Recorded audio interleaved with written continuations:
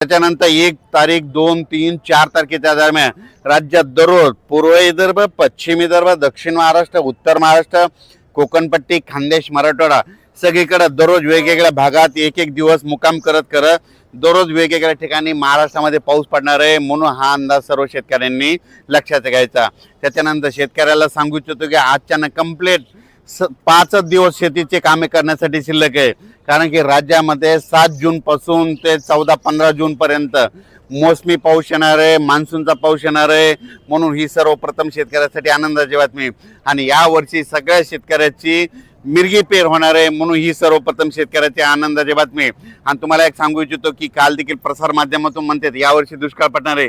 सर्व शेतकऱ्याला सांगू इच्छितो दुष्काळ वगैरे काय पडणार नाही, सरासरी इतका पाऊस पडणार आहे, लवकर पेरणी होणार आहे। लवकर पेरणी झाली तर पिकं चांगली येतात आणि सगळ्या पिकाला उतार येतो, म्हणून ही अंदाज सर्व शेतकऱ्यांनी लक्षात घ्यायचा।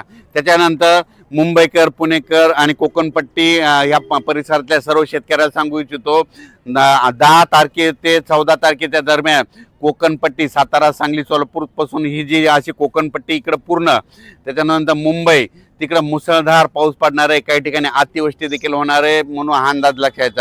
सातारा जिल्हा, रायगड, त्या सिंधुदुर्ग त्या परिसरामध्ये 10 ते 14च्या दरम्यान काही काही ठिकाणी अतिवृष्टी होणार आहे, म्हणून कोकणपट्टीच्या शेतकऱ्यांनी अंदाज लक्षात आणि आपण आपल्या पिकाचं नियोजन करायचं।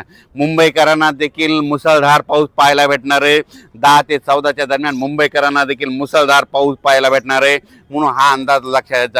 पहिल्या पावसातच मुंबईकरांना जनजीवन विस्कळीत असं दिसणार आहे, म्हणून हा मुंबईकरांनी देखील अंदाज लक्षात घ्यायचा। म्हणजे पहिल्या मान्सूनच्या पावसात इतका जोरात पाऊस कधी येत नसतो, पण यावर्षी माझा मान्सूनचा पाऊस मुंबई, पुणे, कोकणपट्टीला खूप जोराचा झोडपिणार आहे, म्हणून हा अंदाज त्यांनी देखील लक्षात घ्यायचा।